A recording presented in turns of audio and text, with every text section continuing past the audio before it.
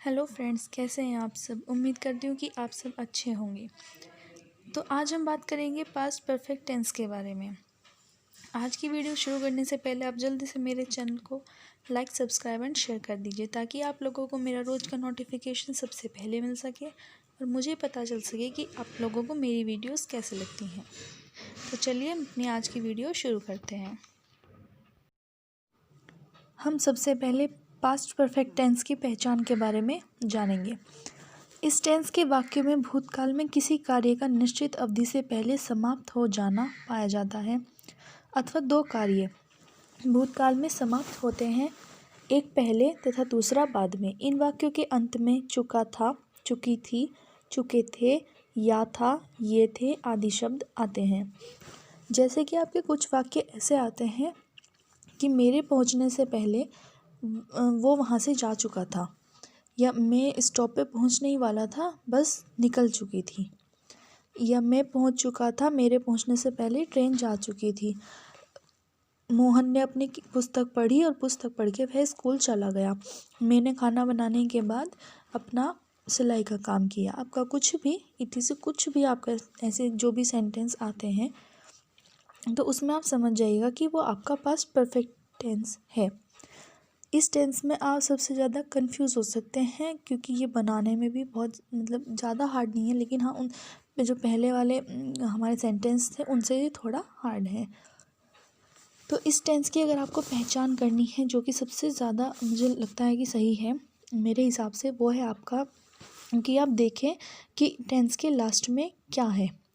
और टेंस में अगर कोई भी दो वाक्य दिए हुए हैं और आपका जो टेंस है उसके लास्ट में आपका चुका था, चुकी थी, चुके थे, या था, ये थे आदि वर्ड अगर आपके आते हैं तो आप समझ जाइएगा कि ये आपका पास्ट परफेक्ट टेंस है। अब हम पास्ट परफेक्ट टेंस की अफर्मेटिव सेंटेंस कैसे बनाएंगे उसके रूल्स पढ़ते हैं। एक वचन तथा बहुवचन कर्ता के साथ हेड लगाकर थर्ड फॉर्म को वर्ब लगाते हैं आपका, क्योंकि इसमें एक ही हेल्पिंग वर्ब लगती है आपकी हेड। तो इसमें आप सिंगुलर के सब्जेक्ट के साथ भी वही बनाएंगे, प्लूरल के साथ भी वही लगाएंगे, वर्ब की थर्ड फॉर्म आप लगा देंगे। एक हेल्पिंग वर्ब लगती है बस हेड। सेकंड है हमारा, जिन वाक्यों में दो कार्य भूतकाल में पाए जाएं उनमें से जो काम पहले समाप्त हो चुका हो उसे पास्ट परफेक्ट टेंस में अर्थात कर्ता फिर हेड इसके बाद क्रिया की थर्ड फॉर्म लिखते हैं, और जो कार्य बाद में हुआ हो उसको पास्ट सिंपल टेंस में लिखते हैं, अर्थात सबसे पहले कर्ता और फिर क्रिया की सेकंड फॉर्म लिखते हैं। अगर आपका ये जो टेंस आता है इसमें, जैसे कि मैंने आपको बताया, इसमें इस तरीके के टेंस भी आपको आएंगे कि मेरे जाने से पहले वह चीज़ हो चुकी थी। आपके दो टेंस आएंगे, एक वर्क है जो आपका वो पहले होगा, उसके तुरंत बाद एक वर्क होगा।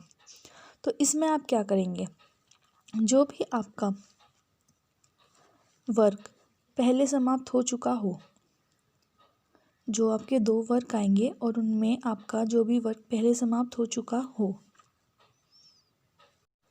उसे आप पास्ट परफेक्ट टेंस के रूल से बनाएंगे, और जो आपका वर्क उससे बाद समाप्त होगा, उससे बाद होगा, उसे आप सिंपल पास्ट टेंस की तरीके से बनाएंगे। मतलब कि आप जब पास्ट परफेक्ट टेंस बनाते हैं तो उसमें आप हेड का यूज़ करते हैं, वर्ब की थर्ड फॉर्म का यूज़ करते हैं, और जब आप सिंपल पास्ट टेंस बनाते हैं उसमें आप वर्ब की सेकंड फॉर्म का यूज़ करते हैं। तो ये चीज़ आप लोग ध्यान रखिएगा, जो कि बहुत इंपॉर्टेंट है हमारे लिए। नेक्स्ट, वाक्यों में बाद शब्द का प्रयोग होने पर बाद में होने वाला कार्य प्रिंसिपल क्लॉज होगा तथा पहले होने वाला कार्य सबऑर्डिनेट क्लॉज होगा। ऐसी स्थिति में प्रिंसिपल क्लॉज में प्रत्येक कर्ता के साथ क्रिया की सेकंड फॉर्म का प्रयोग होगा तथा सबऑर्डिनेट क्लॉज में हेड के साथ क्रिया की थर्ड फॉर्म का प्रयोग होगा।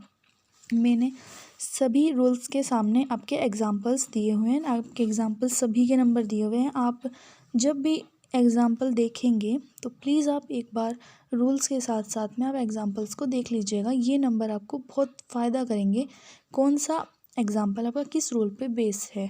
तो इससे आपको शायद ये बहुत ज़्यादा हेल्प मिले, इसलिए मैंने ये साथ में लगाए हैं। तो अगर आपका किसी भी वाक्य में बाद शब्द आ जाता है तो उसके जो हमारा बाद शब्द के प्रयोग होने के बाद में होने वाला कार्य है, मतलब जो बाद के बाद हमारा जो भी वाक्य आएगा वो आपका प्रिंसिपल क्लॉज होगा और उससे पहले जो भी आएगा वो आपका सबऑर्डिनेट क्लॉज होगा। ऐसा वाक्य आने पर आपको क्या करना है, कर्ता के साथ प्रिंसिपल क्लॉज में आपको सेकंड फॉर्म लगानी है, जो कि आपका बाद में होने वाला कार्य है उसमें आपको सेकंड फॉर्म लगानी है, और जो आपका पहले होने वाला कार्य है उसमें आप हेड के साथ क्रिया की थर्ड फॉर्म लगा देंगे। मतलब कि आप जो हमारा प्रिंसिपल क्लॉज होगा उसे आप सिंपल पास्ट टेंस के तरीके से बनाएंगे, और जो हमारा सबऑर्डिनेट होगा उसे आप पास्ट परफेक्ट टेंस के तरीके से बनाएंगे। नेक्स्ट, यदि वाक्य में ऑलरेडी पहले ही प्रयोग हुआ हो तो क्लॉज के होने पर भी हेड का प्रयोग करेंगे।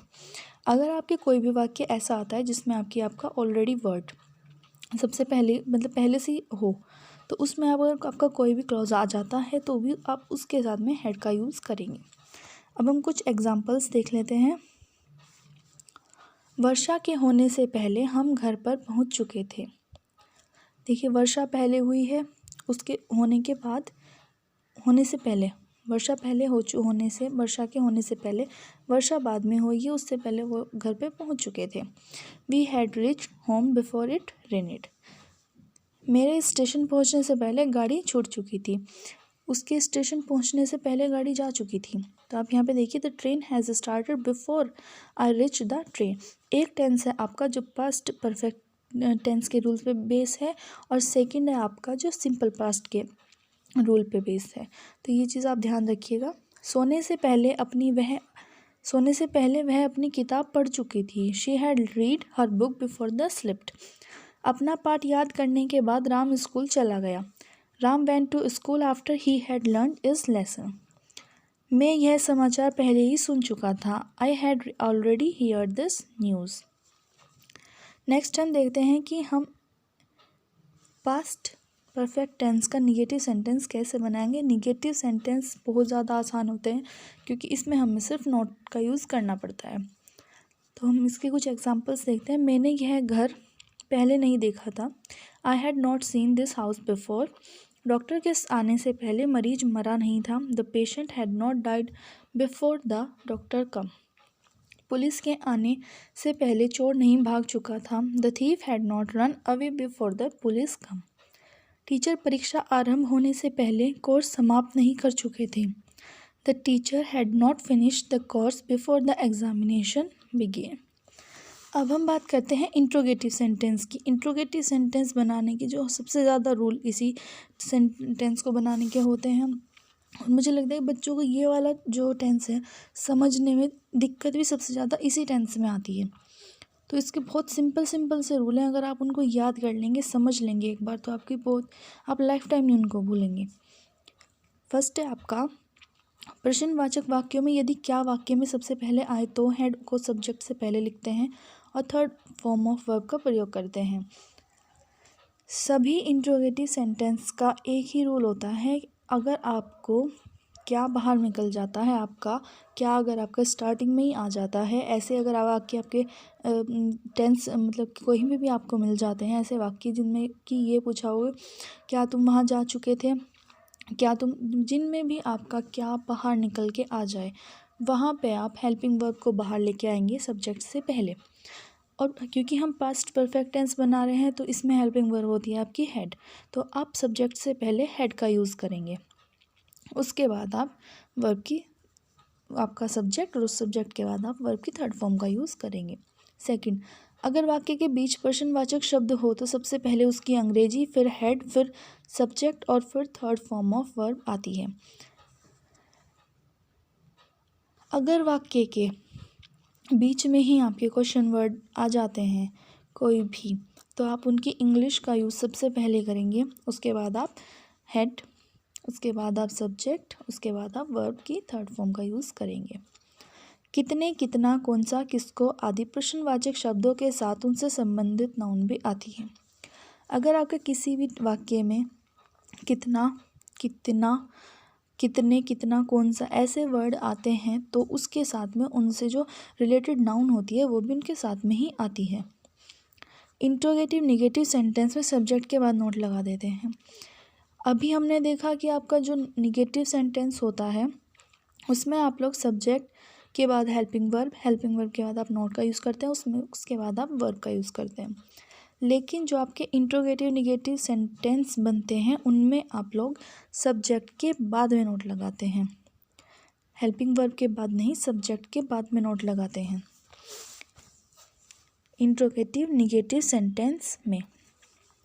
लास्ट में आप लोग बिल्कुल मत भूलिएगा कि आप क्वेश्चन मार्क अगर लगाना भूल जाएं तो उसे प्लीज़ लगा दीजिएगा, क्योंकि अगर आप क्वेश्चन मार्क नहीं लगाएंगे तो आपका पूरा का पूरा वाक्य गलत हो जाएगा। तो चलिए हम इसके कुछ एग्जाम्पल्स देखते हैं।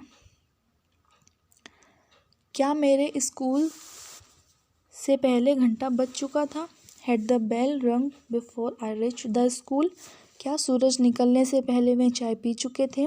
Had they taken tea before the sun rose? क्या बस छूटने से पहले हम बस स्टॉप नहीं पहुंच गए थे? Had we not reach the bus stand before bus started? सूरज छिपने से पहले कितने बच्चे सो चुके थे? How many children had slipped before sunset? हमारे आने से पहले वह लड़की कौन सा गाना गा चुकी थी? Which song had that girl संग बिफोर वी कम? मेरे सोने से पहले तुम पत्र क्यों लिख चुके थे? Why had you return a letter before I slept? Doctor साहब के जाने के बाद रोकी ने क्या खाया था? What did the patient eat after the doctor had gone? तो ये था आपका आज का पास्ट परफेक्ट टेंस। अगर आपको मेरा चैनल, मेरी वीडियोस अच्छी लगती हों तो प्लीज़ आप मेरे चैनल को like, subscribe and share please कीजिएगा और मुझे कमेंट करके बताइएगा कि आपको मेरी वीडियोस कैसी लगती हैं।